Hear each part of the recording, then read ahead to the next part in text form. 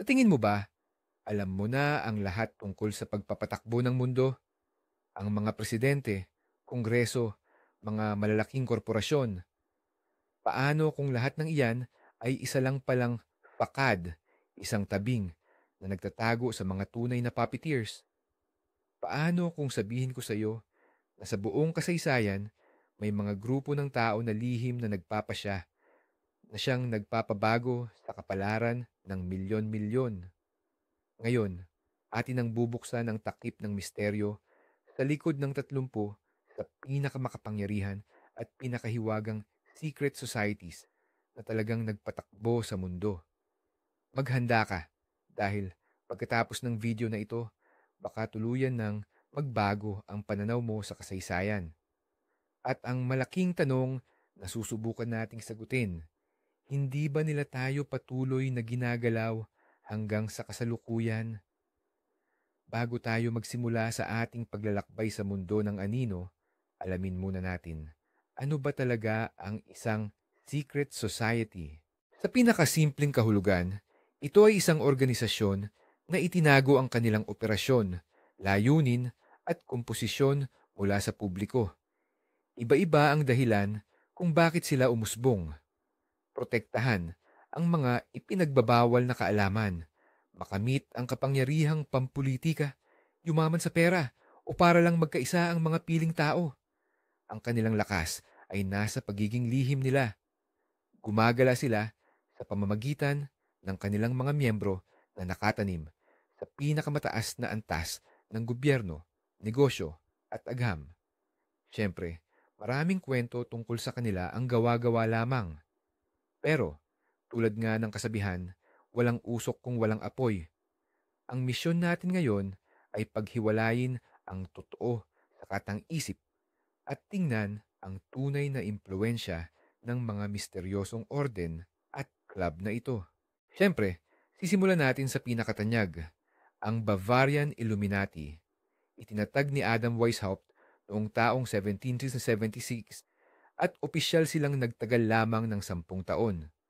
Ang kanilang formal na layunin ay labanan ang mga pamahiin, ang maling paggamit sa kapangyarihan ng Estado at ang labis na impluensya ng simbahan. Ngunit naniniwala ang mga conspiracy theorist na hindi lang basta naglaho ang grupong ito. Sa halip, lalo lang silang nagtago at gumana sa mas malalim na sikreto. Pinaniniwalaang ang Illuminati ang nasa likod ng French Revolution at hanggang ngayon, nananatili pa rin silang determinadong itatag ang New World Order, isang pandaigdigang gobyerno na malaya sa relihiyon at sa mga pambansang hangganan. Ang simbolo ng all-seeing eye na makikita sa dollar bill ay tinuturing ng marami bilang matibay na palatandaan nila. Pagdating naman sa mga Mason o ang mga Freemasons, ito ang isa sa pinakamatanda at pinakalaganap na kapatiran, brotherhood, sa buong mundo. Nagmula ang kasaysayan nila sa mga guild o samahan ng mga tagapagtayo noong panahon ng medieval or gitnang edad. Sikat ang mga Mason dahil sa kanilang mga ritual, mga simbolo tulad ng kompas, sirkulo, at square, kuwadrado, at sa kanilang sistema ng mga antas ng pagiging miyembro o inisyasyon. Ayon sa kanila, ang opisyal nilang layunin ay ang pagpapaunlad sa moralidad ng tao at ang paggawa ng kawanggawa o charity. Ngunit may mga aligasyon na di umano'y lumikha sila ng isang pandaigdigang network ng impluensya na nagkokontrol sa politika at pinansya ng buong mundo. Marami sa mga founding fathers ng Estados Unidos, kasama na si George Washington, ay mga Mason. Ito ang lalong nagpapalakas at nagpapatindi sa mga teorya ng konspirasya hinggil sa kanilang lihim na kapangyarihan. Ngayon, magbalik tanaw tayo sa panahon ng mga krusada, ang orden ng mga Templar. Ang opisyal nilang pangalan ay Mahihirap na Kabalyero ni Kristo at ng Templo ni Solomon. Ang orden na ito ng mga mandirigmang monghe ay isa sa pinakamayaman at pinakamakapangyarihan noong gitnang panahon sa Europa. Sa kanila nagmula, sa esensya, ang kauna-unahang sistema ng pagbabangko sa mundo dahil nagpapahiram sila sa mga hari at maharlika. Ngunit ang kanilang di mabilang na yaman at matinding impluensya ang siyang nagpabagsak sa kanila. Noong taong 1307, inakusahan ni Haring Philip Fafard ng Pransya na may malaking utang sa orden, ang mga Templar ng erehiya at pagsamba sa demonyo. Natunaw ang orden, ngunit ayon sa alamat, na isalba ng mga nakaligtas na kabalyero ang kanilang kayamanan at kaalaman at nagtatag sila ng mga bagong lihim na samahan mula sa Europa patungo sa gitnang silangan. May isang order na nag-iwan ng marka sa kasaysayan, ang Orden ng mga Asasino. Ang mga Nizarita na tinawag ng kanilang mga kaaway na Hashishin ay isang misteryosong sekta na naghasik ng matinding takot sa mga pinuno noong ika-11 hanggang ika-13 siglo. Ang kanilang pinuno, nakilala bilang ang matanda sa bundok, Old Man of the Mountain, ay nagpapadala ng kaniyang matatapat na mandirigma upang magsagawa ng mga target at politikal na asasinasyon. Ang mga asasino ay mga maestro sa pagpapanggap at espionahe. Napakabisa ng kanilang mga pamamaraan, kaya ang kanilang pangalan ay naging kasing kahulugan na ng isang inupahang mamamatay tao. Sila ay kumikilos mula sa kanilang hindi matinag na muog ng alamut. Sa mahabang panahon, nanatili silang isang tunay na puwersang politikal sa rehiyon, isang kapangyarihan na kinailangan pang kilalanin at katakutan ng pinakamakapangyarihang mga sultan. Balik tayo sa Europa, sa panahon ng Renaissance. Pag-usapan natin ang Orden ng Rosicrucian.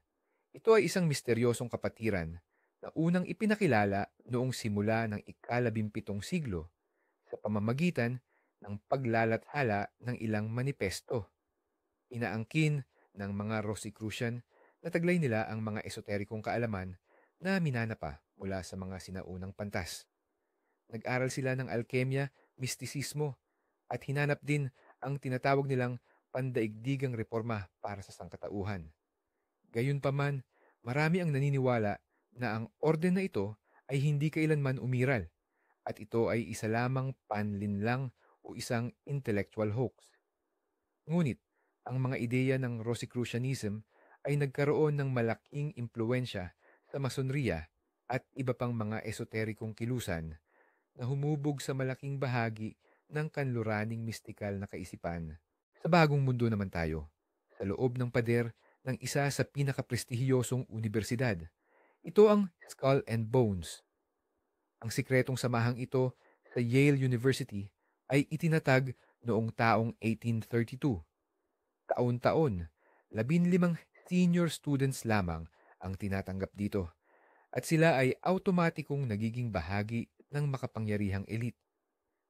Kabilang sa kanilang mga miyembro ang mga naging presidente ng Estados Unidos, kasama na ang mag-amang Bush at William Taft, mga Supreme Court Justice, mga senador at pinuno ng malalaking korporasyon. Pinaniniwalaan na ang mga Bonesmen ay nagtutulungan habang buhay na bumubuo ng isang hindi nakikitang network na nakakaapekto sa politika ng Amerika at ng buong mundo. Mahigpit na sekreto at classified ang kanilang mga ritual at layunin. Paano naman ang mga modernong lihim na samahan? Kilala mo ba ang Bilderberg Club? Hindi ito sinaunang order. Sa halip, ito ay isang taunang pribadong kumperensya na nagsimula noong 1954. Dito nagtitipon ang humigit kumulang 120 hanggang 100 fuminta pinakamaimpluwensyang tao sa mundo. Mga pinuno ng bansa, mga sikat na bangkero, mga CEO ng malalaking korporasyon, at mga media magnate. Ang mga pulong ay ginaganap ng sarado at hindi pinapayagang dumalo ang sinumang miyembro ng press. Sa opisyal na pahayag, ito raw ay isang lugar lang para sa impormal na talakayan tungkol sa mga isyu ng mundo. Ngunit naniniwala ang mga conspiracy theorist na dito mismo nagaganap ang pagdedesisyon sa mahahalagang usapin sa pandaigdigang politika at ekonomiya. Para sa kanila, ang Bilderberg Club ang mismong tinatawag na shadow world government. Magbalik tanaw tayo sa Alemanya noong unang bahagi ng ika-20 siglo. Ito ang Thule Society, isang samahang okulto sa Munich na naging pinagmulan ng ideolohiya ng Nazi Party. Ang mga miyembro nito ay labis na naniniwala sa ideya ng pagiging nakahihigit ng lahing Aryan at sa paghahanap sa mitolohikal na pinagmulang bansa sa Hilaga, ang Thule o Hyperborea. Nagsasagawa sila ng mga mistikong ritual at naniniwalang nakikipag-ugnayan sila sa mas mataas na mga nilalang.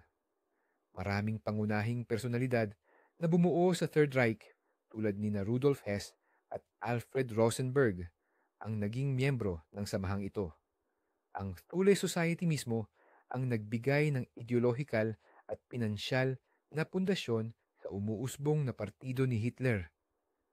Dahil dito, nagkaroon sila ng matindi o masasabing nakakapangilabot na impluensya sa takbo ng kasaysayan ng mundo, ang priorato ng Sion, Priory of Sion. Talagang sumikat ang organisasyong ito dahil sa aklat na The Da Vinci Code. Ayon sa alamat, itinatag daw ang priorato noong taong 1939 kaysa 1939 at ang pangunahin nilang misyon ay bantayan at protektahan ang mga inapo ni na Jesus Cristo at Maria Magdalena. Sinasabi ring kabilang sa kanilang mga Grand Master o dakilang pinuno, sina Leonardo da Vinci, Isaac Newton at Victor Hugo. Hindi ba't napaka-imposible at kagilagilalas pakinggan? Aba, tama ka. Sa katunayan, pinatunayan ng mga historiador na ang priorato ng Sion ay isa lang palang malaking panloloko or hoax na ginawa noong kalagitnaan ng ika-20 siglo ng isang Pranses na nagngangalang Pierre Plantard. Pero sa kabila nito, ipinapakita ng kwentong ito kung gaano kakaakit-akit sa tao ang ideya ng isang sinaunang lihim na lipunan na nag-iingat ng pinakamalaking misteryo ng sangkatauhan, ang Ordo Templi Orientis o mas kilala bilang Order of the Eastern Templars, OTO. Itinatag noong simula ng ika-20 siglo. Naging tanyag ang orden na ito dahil sa pinakatanyag nitong leader, si Aleister Crowley. Si Crowley na nagdeklara sa sarili niya bilang ang halimaw 666 ay bumuo ng isang sistema ng mga ritual ng mahika at ang pilosopiya ng telema para sa orden. Ang pangunahing batas nito ay gawin mo ang iyong will. Nagpractice ang OTO ng tinatawag na sex magic at iba pang esoterikong ritual na naglalayong makamit ang spiritual na paglaya ng tao. Sa kabila ng kontrobersyal na reputasyon, ang turo ni Crowley ay malaki ang naging impluensya sa Western counterculture, sa musika at sa kasalukuyang okultismo, Italia, ika-19 na siglo, ang mga Carbonari. Ang ibig sabihin ng pangalang ito ay mga ulingero. Sila ay isang network ng mga lihim na revolusyonaryong samahan na lumaban sa pamamahala ng Austria at nagsusulong ng pag-iisa ng Italia. Nag-oorganisa sila ng mga sabwatan at armadong pag-aalsa. Ang kanilang istruktura ay kahawig ng sa mga Mason. May mga lihim na ritual at matitinding panunumpa. Gumanap ang mga Carbonari ng isang napakahalagang papel sa Risorgimento, ang kilusan para sa pagkakaisa ng bansa. Bagamat marami sa kanilang pag-aalsa ang nasupil, ang kanilang mga gawain ang naghanda ng pundasyon para sa pagtatatag ng nagkakaisang estado ng Italia. Ito ay nagpapakita kung paano ang isang lihim na samahan ay maaaring maging puwersang nagtutulak sa isang pambansang pakikibaka para sa kalayaan.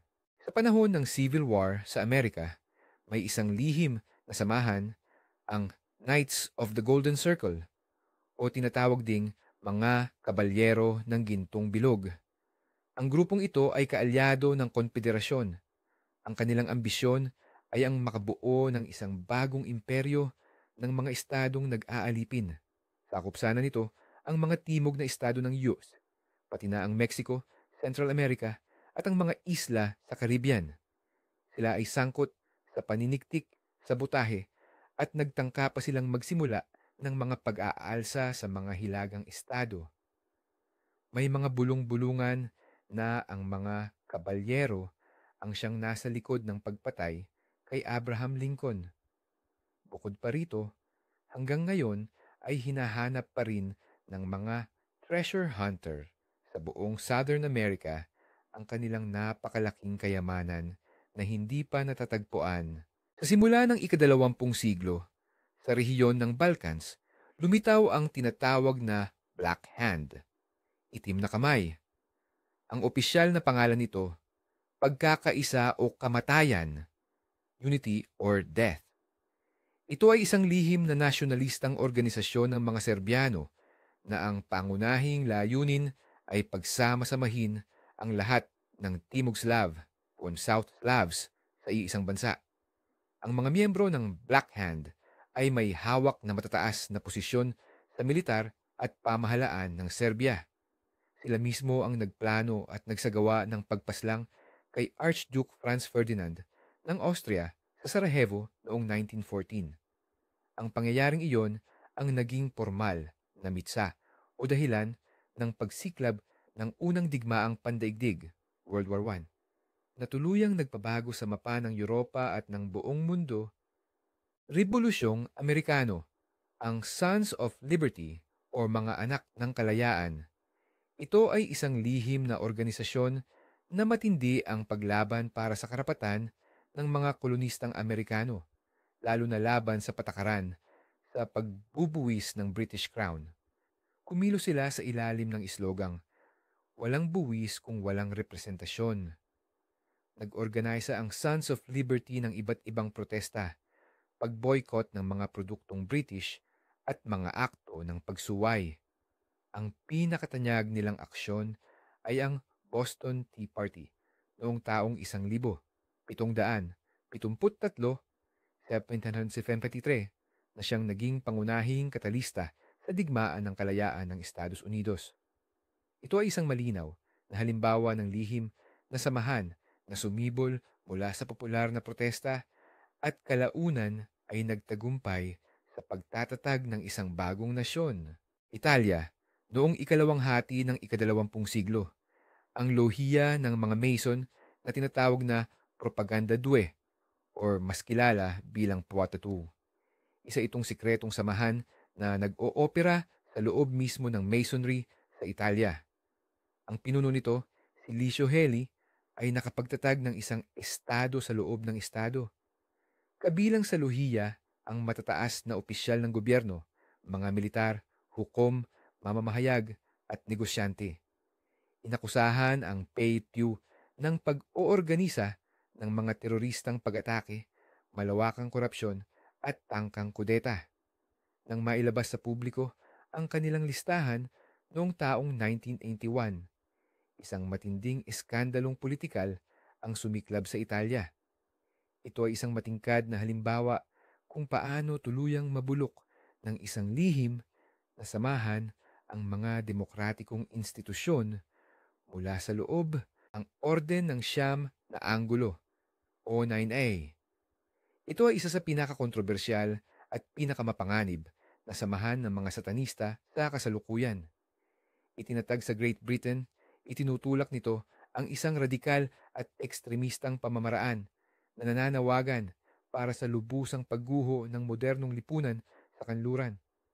Ang kanilang ideolohiya ay pinagsasama ang satanismo, neo-nazismo at social Darwinism. Ipinahihintulot ng orden ang paghahandog ng tao at mga gawaing terorismo bilang paraan upang mapabilis ang pagdating ng tinatawag nilang madilim na panahon o Dark Era. Dahil sa matinding ideolohiya at tahasang panawagan sa karahasan, ang mga operasyon ng grupong ito ay nagdudulot ng matinding pag-aalala sa mga ahensya ng tagapagpatupad ng batas sa buong mundo. Sa, sa pagtatapos ng ikalabinsyam na siglo, sa Britanya, matatagpuan ang Hermetic Order of the Golden Dawn. Ang orden na ito ay naging isang tunay na sentro ng pagsasama-sama kung saan naghalo ang maraming tradisyon ng esoterismo, ang kabala, tarot, astrolohiya at alkimya. Nagbigay ito ng napakalaking impluensya sa buong Western occultism noong ikadalawampung siglo. Kabilang sa kanilang mga miyembro ang mga kilalang personalidad tulad ng Makata na si William Butler Yeats at si Aleister Crowley na nabanggit na natin, na kalaunan ay nagtatag ng sarili niyang doktrina. Ang Golden Dawn ay bumuo ng isang masalimuot na sistema ng mga ritual at inisyasyon na marami sa mga elemento nito ay ginagamit pa rin ng mga esoteriko hanggang ngayon. Tuwing buwan ng Hulyo, taon-taon, nagtitipon sa kagubatan ng Northern California ang pinakamakapangyarihang kalalakihan sa buong mundo. Ito ang tinatawag na Bohemian Grove. Kabilang sa eksklusibong club na ito ang mga presidente, matataas na opisyal ng gobyerno, mga bangkero, at mga hari ng media. Opisyal, ito raw ay isang retreat spot kung saan ang mga elitista ay maaaring mag-relax at magpaka-bata muli. Ngunit iginigiit ng mga naniniwala sa teorya ng konspirasya na sa lugar na ito, sa hindi formal na pagtitipon, isinasara ang pinakamahalagang kasunduan sa politika at negosyo.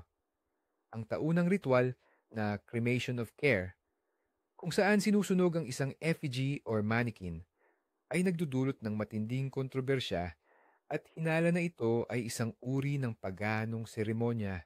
Ang Council on Foreign Relations o CFR, itinatag noong 1921, ang Amerikanong think tank na ito ay madalas kilalanin bilang isa sa mga pangunahing kasangkapan ng tinatawag na shadow government o lihim na pamahalaan. Kabilang sa mga miyembro nito ang mga nangungunang personalidad mula sa mundo ng politika, negosyo, at mga akademikong lupon. Ang Council ang naglalathala ng maimpluwensyang Foreign Affairs magazine at naghahanda ng mga ulat at pagsusuri na malaki ang gampanin sa paghubog ng patakarang panlabas ng Estados Unidos. Ayon sa mga kritiko, nagsisilbing plataporma ang Council kung saan nagkakasundo ang mga globalistang elite sa kanilang mga balak na pamunuan ng mundo. Isinusulong daw nila ang globalisasyon na kadalasang lumalabag o sumisira sa pambansang interes ng mga bansa. Ang Trilateral Commission, itinatag noong 1973 sa inisyatiba ni David Rockefeller. Ang organisasyong ito ay pinagsasama-sama ang mga kinatawan mula sa North America, Western Europe at Asia, partikular ang Japan.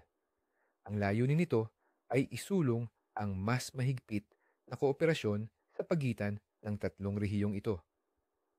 Mukhang walang masama, ngunit nakikita ng mga kritiko ang komisyon bilang isa pang kasangkapan para itatag ang New World Order. Naniniwala sila na ang elite na grupong ito ay naglalayong bumuo ng mga istrukturang supranasyonal na mamamahala sa pandaigdigang ekonomiya at politika nang hindi dumadaan sa mga demokratikong proseso. Ngayon, pag-usapan naman natin ang ufology. Kilalanin natin ang Majestic 12. Ayon sa popular na teorya ng sabwatan, ang Majestic 12 ay isang sobrang lihim, super secret na grupo. Binuo ito ni Pangulong Truman noong taong 1947, yes, 1947, at miyembro nito ang mga nangungunang siyentipiko, opisyal ng militar, at mga tauhan ng gobyerno. Ang pangunahing misyon nila ay imbestigahan ang pagbagsak ng UFO sa Roswell. Tungkulin ng Majestic 12 na pag-aralan ang teknolohiya ng mga extraterrestrial at itago sa publiko ang katotohanan tungkol sa anumang pakikipag-ugnayan o contact sa mga alien. Bagamat walang matibay na ebidensya na nag-e-exist talaga ang grupong ito at marami ang nagsasabing peke lamang ang mga dokumento nito. Para sa mga ufologist, ang Majestic 12 ay itinuturing na pangunahing simbolo ng sabwatan ng gobyerno upang itago ang presensya ng mga dayuhan dito sa daigdig. Black nobility. Ito ang tawag sa malalakas na pamilyang aristokratiko sa Europa. Karamihan ay nagmula sa Italia na pinaniniwala ang lihim na nagpapatakbo ng mundo sa loob ng maraming siglo. Sinasabing nakaugat ang kanilang kapangyarihan sa pagkontrol sa pandaigdigang pananalapi o global finance, lalo na sa pamamagitan ng Vatican at iba't ibang international bank. Ayon sa mga teorista ng sabwatan, ang black nobility ang utak sa likod ng maraming giyera, revolusyon at krisis sa ekonomiya na minamanipula ang sangkatauhan para lamang sa sarili nilang kapakinabangan. Itinuturing silang mga puppet master na mas mataas pa raw ang katayuan kaysa sa Bilderberg Club at Trilateral Commission, ang Hellfire Club. May mga ganitong klase ng club na umusbong sa Britanya at Ireland noong ika-18 siglo. Pero ang pinakasikat ay ang itinatag ni Sir Francis Dashwood. Ito ay mga eksklusibong samahan para sa matataas na uri ng lipunan na nagtitipon hindi para sa simpleng inuman, kundi para sa matitinding orgy at mga kunwak-kunwariang ritual ng Satanas. Bagamat ang primarya nilang hangarin ay pagpapasarap at pag-eksena, ang mga miyembro nila ay kinabibilangan ng napaka-impluensyal na politiko. Dahil dito, kumalat ang bulungan na sa ilalim ng kanilang makasariling kasiyahan, ginagamit nila ang club para bumuo ng mga alyansang politikal at maghabi ng mga lihim na sabwatan. Sa huli, ang Hellfire Club ay tumatak bilang simbolo ng mga nakatagong bisyo at ng garapal na pagkukunwari ng naghaharing uri ng panahong iyon, ang Fenian Brotherhood. Ito ay isang organisasyong revolusyonaryong Irish na itinatag noong kalagitnaan ng ika-19 na siglo. Ang pangunahing layunin nila ay makabuo ng isang independenteng republika ng Ireland sa pamamagitan ng armadong pag-aalsa laban sa pamumuno ng mga Briton. Kumilos ang mga Fenian bilang isang lihim na samahan. Mayroon silang mga panunumpa at mga selula sa Ireland, Britanya at Estados Unidos. Nag-organisa sila ng ilang paghihimagsik at naglunsad pa nga ng mga pagsalakay sa teritoryo ng Canada na nagmumula sa US. Bagaman, hindi nagtagumpay ang kanilang mga pagtatangka. Ang mga ginawa ng Fenian ay naglatag ng pundasyon para sa hinaharap na kilusang pagpapalaya ng Ireland at sa pagtatatag ng Irish Republican Army or IRA, ang sinarkiya. Ito raw ay isang hipotetikal na sistema ng gobyerno kung saan ang isang bansa ay pinapatakbo ng isang lihim na grupo ng mga piling tao or elite na binubuo ng mga nangunguna sa larangan ng industriya, pananalapi at agham. Sumikat ang terminong ito sa bansang Pransya noong dekada 30 ng ika-20 siglo.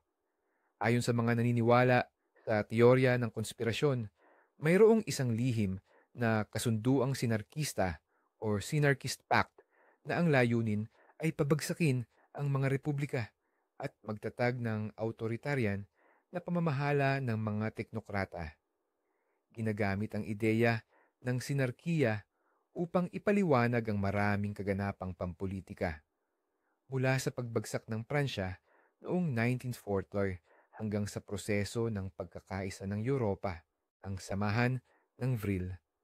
Isa pa itong misteryosong samahan na iniuugnay sa Nazi Germany.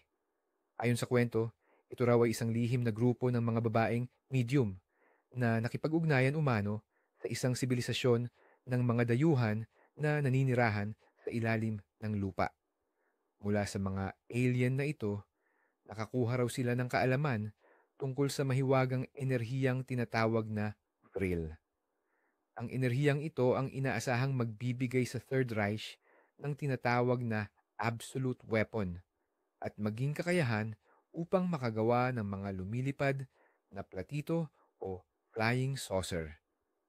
Bagamat itinuturing ng karamihan sa mga historiador na katang-isip lamang ang samahan ng Vril, ang kwentong ito ay nanatiling mahalagang bahagi ng misteryoso at esoterikong mito ng Nazi, ang Orden ng Dragon.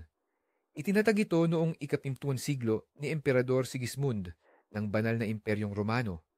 Ang pangunahing layunin ng monarkiyang orden ng mga kabalyerong ito ay ipagtanggol ang Kristyanismo laban sa lumalaking kapangyarihan ng Imperyong Ottoman.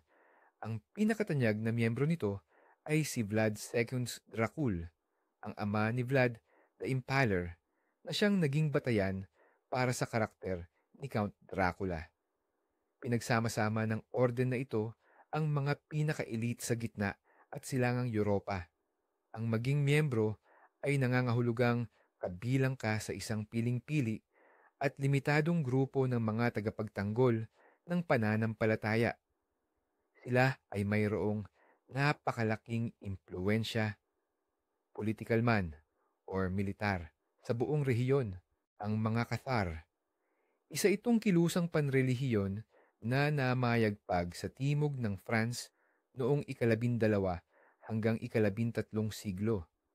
Itinuring sila ng simbahang Katolika bilang mga erehe. Ang mga Cathar ay nagtatag ng sarili nilang hierarkiya sa simbahan, pati na rin ang kani-kanilang ritual at sagradong teksto. Ang paniniwala nila ay ang pisikal na mundo ay nilikha ng isang masamang Diyos. Kaya naman, ang hangarin nila ay ang makamit ang kalayaan ng kanilang espiritu. Dahil sa matinding pag-uusig mula sa simbahan, napilitan ang mga Cathar na kumilos bilang isang lihim na samahan, itinatago ang kanilang mga paniniwala at mga pinuno. Sa huli, nag-organisa ng isang malupit na krusada laban sa kanila. Ito ang halos lubusang pumuksa sa kanila na nagpabago sa mga Cathar upang maging simbolo ng pagkamartir at paglaban. Ngayon, sa panahong ito ng internet, Cicada 3301, yan ang pangalan ng isang misteryosong organisasyon na mula 2012 hanggang 2014 naglabas sa internet ng napakakomplikadong mga palaisipan.